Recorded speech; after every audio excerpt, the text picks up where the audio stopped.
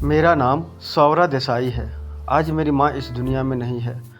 उनको गुजरे 6 साल बीत गए, लेकिन आज भी जब उनके तस्वीर के सामने खड़ी होकर उन्हें याद करती हूँ, मेरी आँख से केवल पश्चाताप के आंसू ही बहते हैं। मैं एक औरत होकर भी उनका दर्द ना समझ पाई। यही गम मुझे खाए जा रहा है। मेरी माँ का नाम तर्जनी देसाई था। वो सूरत के सबसे रईस अनिल और सुसंदा देसाई की इकलौती संतान थी। इस वजह से वो बड़े नाजों से पली थी। मेरी माँ पढ़ाई में अच्छी होने के साथ साथ खूबसूरत भी बहुत थी। MBA करने के बाद उन्हें वहीं एक बैंक में नौकरी भी मिल गई। तब मेरे नाना ने कहा, जब अपना खुद का ऑफिस है तो तुम्हें दूसरे जगह काम करने की क्या ज़रूरत। तो वो हंसकर कह उठी, पापा, मुझे अपने दम पर कुछ हासिल करना है। आपके ऑफिस का काम मैं जब चाहें संभाल सकती हूँ, है ना। उनकी बात सुन नाना मुस्कुरा पड़े। बेटी जब जवान होने लगती है तब से उसकी माँ को उसकी शादी की चिंता होने लगती है। मेरी नानी को भी उस वक्त अपनी बेटी की शादी की चिंता ज़्यादा होती। जब कोई पूछ लेता कि सुनंदा बहन, अपनी बेटी की शादी कब कर रही हो, लेकिन मेरी माँ ने अपनी ज़िंदगी के लिए जो सपने देखे थे वह उन्हें पूरा करना चाहती थी। शादी की पहले इसलिए जब कोई रिश्ता आता था तो वो उन्हें मना कर देती। बैंक में नौकरी मिल जाने पर मानो उन्हें पंख मिल गया है गगन में ऊंची उड़ान भरने को। बैंक में बहुत जल्द उनका एक ग्रुप बन गया जिसमें सब हम उम्र थे।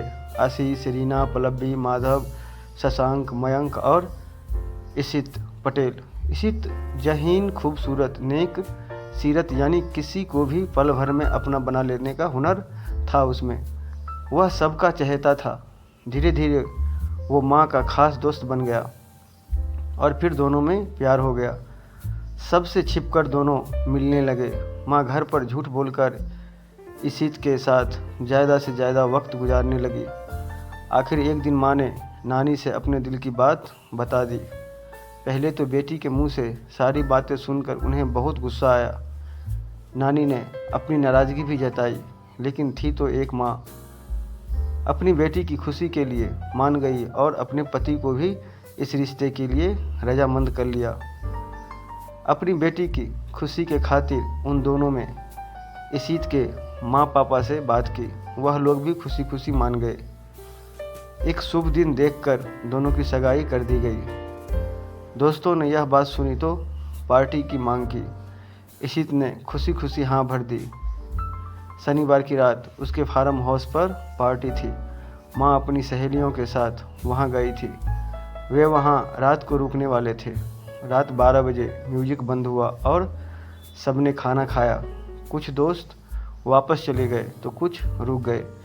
एक कमरे में लड़कों के रहने का इंतज़ाम था और एक कमरे में लड़कियों के लिए इंतज़ाम थे।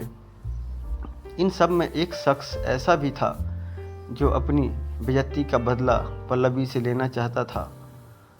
उसका प्यार कभी कबूल ही न हुआ था। ये उसकी तौहीन थी। ज़िंदगी भर उसे याद रहे, वह ऐसा सबक सिखाना चाहता था। वह मौका उसे आज मिल गया। उसने पहले ही देख लिया था कि कौन सी लड़की कहाँ सोने वाली है। सबके सो जाने के बाद वो उस पलंग के पास गया जहाँ पल्लवी सोने वाली थी। अंधेरे में उस लड़की के मुंह को दबोचा और उसे छत पर ले गया। वहाँ उसने उसके साथ गलत किया। अचानक से हुए इस हादसे से वो लड़की बेहोश हो गई। वह दरिंदा चुपचाप अपनी जगह आकर सो गया। माँ के कमरे में न होने पर पल्लवी ने उन्हें बहुत ढूंढा। उनके न मिलने पर सबको जगाया। पल्लवी को अपने सामने देखकर वह दरिंदा चौंका। यह यहाँ है। तो कल रात मैंने पल्लवी के मुंह से यह सुनकर कि तर्जनी गायब है, उसके पैरों तले ज़मीन खिसक गई। और अगर इशित को पता चला तो वह उसे जिंदा नहीं छोड़ेगा। यह बात सोचकर वह बाथरूम में डर के मारे छुप गया। आखिरकार छत से आती आवाज़ सुन सब ऊपर गए और जो देखा उससे उसकी आंखें शर्म से झुक गई। माँ वहाँ बंधी हुई पड़ी थी। पल्लवी नीचे से एक चादर ले आई और माँ को ढक दिया। माँ इशित से लिपटकर बहुत रोई, लेकिन उसके पास भी बोलने के लिए शब्द नहीं थे। सब सूरत वापस आ गए। नानी ने जब इस हादसे के बारे में सुना तो कुछ बोल न पाई, सोफे पर गिर गई। पल्लवी ने उन्हें संभाला। रात को जब नाना घर आए तो सन्नाटा था। वो समझ नहीं पाए कि बात क्या थी। अंदर आकर नानी को बेहोश पाया तो वो घबरा गए। क्या हुआ, तुम क्यों ऐसे हो? उन्होंने पूछा। नानी रोने लगी और माँ के साथ हुए हादसे के बारे में उन्हें बताया तो नाना की छाती में दर्द हुआ और वह क्या क्या क्या कहकर गिर पड़े। गिरने की आवाज़ सुन नानी ने इशित को बुलाया। वह माँ के कमरे से दौड़ता हुआ आया और नाना को अस्पताल ले गया, लेकिन बहुत कोशिशों के बाद भी नाना को बचाया न जा सका। अचानक एक ही दिन में नानी ने 2 गहरे जख्म सहन किए। वह गुमसुम सी हो गई थी। इशित और उसके माता पिता ने सब कुछ संभाला। अस्पताल से नाना को घर ले आए। माँ को नाना के गुजर जाने की बात पता न थी। एक दिन इशित के माता पिता नानी के पास आए और माफ़ी मांगकर रिश्ता तोड़ दिया। यह बात कर दी वह गलत हुई। लड़की को वो अपने घर की बहू नहीं बना सकते। वो चले गए। नानी माँ की बदकिस्मती पर रोने लगी। तब शशांक ने नानी को संभाला और कहा, इस बात पर मातम न मनाएं। उन्हें तो यह भी न पता चल सका कि इस घटना का असली गुनहगार कौन था। डॉक्टर की दवाएं और शशांक की मेहनत रंग लाने लगी। माँ फिर से ठीक होने लगी थी। शशांक का साथ मानो माँ को अंधेरे से रोशनी की ओर ले जाने लगा। नाना का देहांत, माँ की देखभाल, फैक्ट्री का कामकाज नानी के लिए बहुत मुश्किल बात थी, पर वह एक चट्टान की तरह सब संभाल रही थी। रिश्ता टूटने पर समाज में तरह तरह की बातें होने लगी, पर शशांक और नानी का साथ था कि माँ आगे बढ़ते ही रही। उस हादसे को 3 महीने हो गए थे। माँ बिल्कुल ठीक हो गई थी। तब उन्हें पता चला कि इशित भी उन्हें छोड़कर चला गया था। उन्हें उस गलती की सज़ा मिल रही थी जो उन्होंने कभी की ही नहीं थी। गलती किसकी और की, पर सज़ा उन्हें मिल रही थी। यह सब दुख क्या कम थे माँ के जीवन में, जो एक दिन उनकी तबीयत फिर बिगड़ी। उन्हें अस्पताल ले जाया गया। वहाँ मालूम पड़ा कि माँ को बच्चा होने वाला है। उस बात से नानी का दुख और भी बढ़ गया। नानी ने ठान लिया कि वो इस अनचाहे गर्भ को अपनी बेटी की ज़िंदगी से निकाल फेंकेगी, और अपना फैसला उन्होंने माँ को बताया। माँ ने नानी के इस फैसले को मानने से इनकार कर दिया। इस बच्चे की इसमें कोई गलती नहीं है। मुझे कोई हक नहीं है कि मैं इसकी सांसें छीनूं। नाना की मौत की वजह माँ पत्थर की मूरत बन गई। न किसी से बात करती, न किसी को पहचानती। सारी घटना जानने के बाद शशांक माँ की ज़िंदगी में किसी मसीहे की तरह आया और नानी और माँ को संभालने लगा। शुरू में इशित हर रोज़ माँ के घर आता था, लेकिन शशांक का रोज़ आना देख उसे तकलीफ़ होने लगी। उसने धीरे धीरे वहाँ आना बंद कर दिया। देखते ही देखते शशांक की शादी प्रतिभा से हो गई। प्रतिभा की हमदर्दी भी माँ के साथ थी। माँ का 8वां महीना चल रहा था कि अचानक उनकी तबीयत एक दिन खराब हो गई। शशांक को फ़ोन कर नानी माँ को अस्पताल ले गई। जांच के बाद पता चला कि माँ की हालत काफ़ी नाजुक है और ऑपरेशन करना पड़ेगा। शशांक तब तक आ चुका था और सारे कामकाज पर उन्हें दस्तखत कर दिए थे। माँ ने मुझे जन्म दिया। कमज़ोर होने के कारण मुझे कुछ दिन कांच की पेटी में रखा गया था। अस्पताल से आकर माँ ने मेरे नामकरण की जिम्मेदारी शशांक और प्रतिभा को दे दी। शशांक ने मुस्कुराकर मेरा नाम सावरा रखा। देखते देखते माँ फैक्ट्री जाने लगी थी और मुझे नानी संभालने लगी थी। कामकाज में मुश्किलें आने पर माँ शशांक की मदद लिया करती थी। कितने समय से शशांक माँ के साथ था। उन्होंने माँ के जीवन में हर अच्छे बुरे वक्त में उनका साथ दिया था, जो भी किसी आरजू या शिकायत के बगैर। इस बात का असर माँ के मन पर पड़ा। वो मन ही मन शशांक को चाहने लगी थी। मन की चाहत को प्लेटोनिक लव कहते हैं, जिसमें जिस्मों का नहीं बल्कि आध्यात्मिक प्यार होता है, यानी कि रूह का रूह से प्यार होता है। लेकिन इस प्रेम को समझना काफ़ी मुश्किल काम है। इस प्यार की अहमियत किसी किसी को ही समझ आती है। इसमें दो लोग के जज्बात, सोच समझ, एक दूसरे के लिए आत्मीयता महसूस होते हैं। शशांक का बार बार माँ के घर आना समाज में चर्चा का विषय बन गया था। लोग कई तरह की बातें करने लगे थे, पर इसकी परवाह ना तो माँ को थी और ना शशांक को। मैं बड़ी होने लगी थी।